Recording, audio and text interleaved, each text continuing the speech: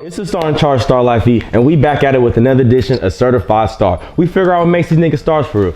Make sure y'all like this video, y'all drop a comment, and y'all subscribe for more interviews. Now today, I got a very special guest with me, Kobe. What's good with gang?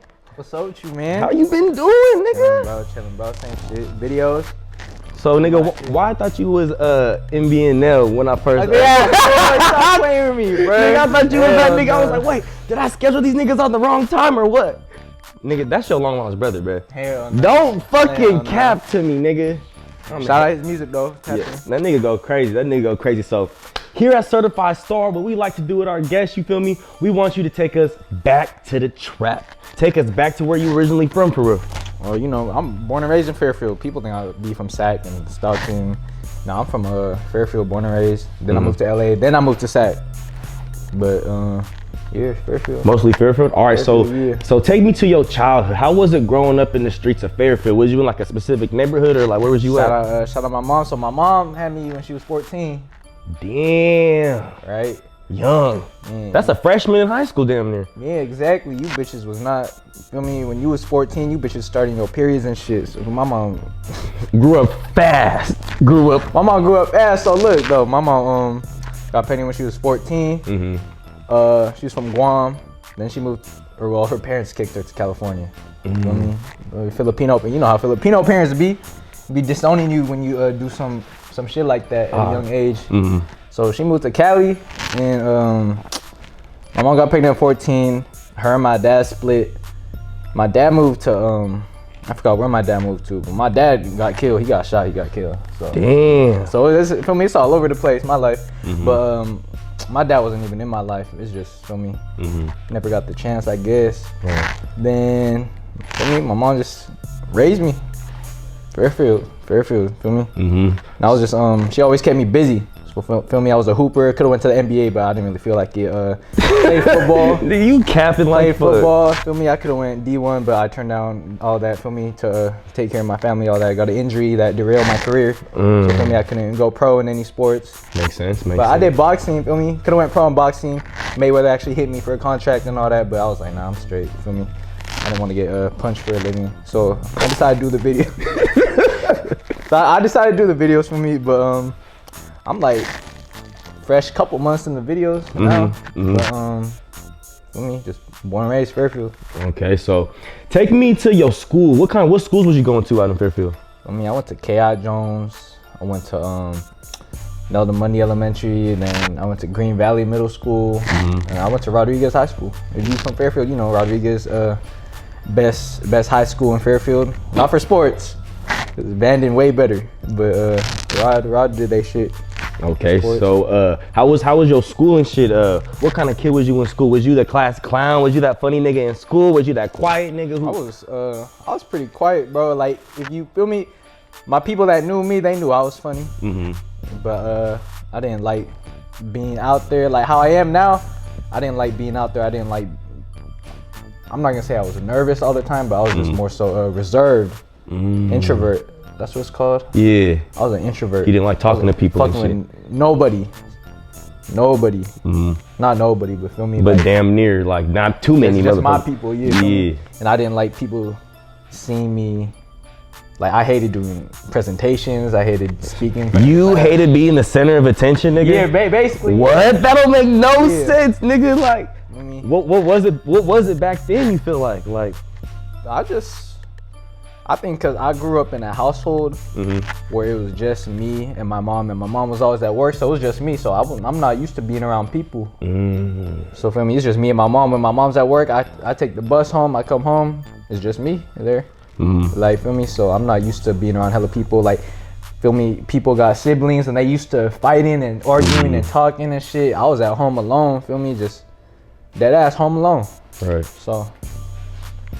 So was you doing any of the skits or anything while you was in school? No, this shit everything you see like on my Instagram feed within the last few months, that's when I started. Really? Yeah. So was you doing any sports or anything in high school, or? I did football. I wasn't good. I was on the team. I played bench football. warmer straight up. But no, I really could have took all your starting spots. I just didn't feel like it. Basketball. I played in basketball. Basketball.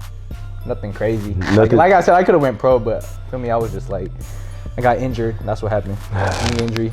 Knee injury. That's Derailed my career. Yeah. That's how it go usually, huh? Yeah, man. So you said you didn't like really being the center of attention growing up. Boxing. I did boxing heavy. You did boxing. So when was you doing the boxing? How old was you? I started when I was 15, 16. And then I took it serious when I was like 17, like right when high school basketball season ended, because I didn't have nothing else to do. But why boxing out of all the sports? Like, because I grew up alone, right? And boxing, you don't depend on no one but yourself. Basketball, you got teammates. Okay. You got to depend on teammates. Football, you got to depend on teammates. And boxing, for me, I mean, yeah, you got trainers and shit, but I depend on myself. That makes sense. So how long was you doing the boxing for? And like, when did you kind of do the boxing serious, or it wasn't really serious to you? I had fights in like Portland. I had fights in, shit. all over LA, because I was living in LA at the time. I took boxing serious. So yeah, I took it serious for a cool like 2 years. 2 years. All right. Can you tell us kind of the transition and why did you kind of move from Fairfield out to LA? I was going to college out there. Oh, you was going to college out there? What school was you going to? Cal State Northridge. Damn. Yeah. How was that experience for you? I fucking hate school, but it was cool. It was cool being in LA, feel me? Just cause it was a new scene. I'm away from like, I'm so used to being just me and my mom, so I got to be around like my little crew out there and shit. Right. When my people's out there, I make connections out there and shit. And then, feel me? That makes sense. So what was you going to school for out there? Like sports science. Sports science? I ain't gonna lie. I'm not fucking with school. I'm not even gonna say nothing, but for me, like, I don't even learn shit in school, none of that. Like, sports science, out of all the topics, was you even interested in science? Yes, because I don't fuck with no other subjects, but I like sports. I like watching sports, so I was like, for me, I might as well. And I was boxing heavy, so I was like, I might as well do something that could help me, and then I'm interested in. Feel me? Okay, that makes sense. So let's kind of dive into the skits. So what initially first got you into wanting to make a skit? Like, where was you at in life and why? I think it was like February, and I was like,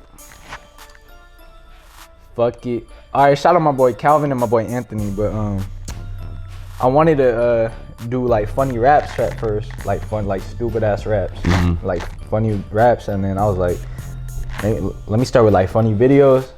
So I started the funny videos, and then the first one blew up. How Fairfield people be. The motherfuckers was like, oh, you hella funny, bruh. I look back at the video, I'm like, this shit not funny, bro. You think that shit trash? Yeah, but it was relatable, I guess, and the relatable shits would get people to laugh. And then I did another video, how Filipinos be. That one blew up. Then next thing you know, like, it's like one video after the other, feel me? And then like right when I started the videos, the pandemic hit. So I couldn't. So then I couldn't do boxing no more. I couldn't. They shut down Golden Gloves. They shut down all the gyms and shit. So I'm over here at home. Fuck it, let me do videos. And I was dropping a lot of bullshit for like 2-3 months, and then. So nothing was happening when you was dropping it. Just like my followers just laughing and shit. But once June hit, that's when my shit started turning up. Okay, so let's go back into when you first initially started dropping. So what platform was you using? Twitter. Shout out Twitter, bruh. Twitter. So you was a Twitter nigga. You was dropping your little skits on Twitter at first. Twitter. All my people know Twitter. Twitter, you get the most hate, but you get love on Twitter too. I feel like it's kind of easier to blow on Twitter in a way, because it's like, you know how like a retweet goes versus like a sense when someone sends it to their story. You gotta be relatable on Twitter though. People gonna watch that shit when it show up on their timeline. For surely. So you had dropped that first skit on Twitter and it went up the first time. So how was that feeling dropping your first skit and having it go viral damn near lightweight? I felt like you was that nigga, I huh? feel like, man. Yo, niggas was your people's like, bruh, like, nigga, yo shit. Motherfuckers coming out of nowhere, bruh. I see you funny, bro. You funny, they be, bruh. Now, like, they trying to be, what's it called? Trying to clout chase on me. I don't know. Like, you think so? You going like, up, so now they that hit me up. Oh, so you think you had to experience that kind of early in your career, like? For sure, cause Twitter is big. Like, motherfuckers on Twitter be motherfuckers do anything for clout. It's crazy. Motherfuckers buy followers. Motherfuckers buy fake comments. Motherfuckers buy fake everything. Weird. Everything be fake about people, especially their jewelry. But look though, people be buying fake followers. Was you trying to throw? Was you trying to say my chain is fake or something? This nigga's trying to throw I something. know your at shit me. real.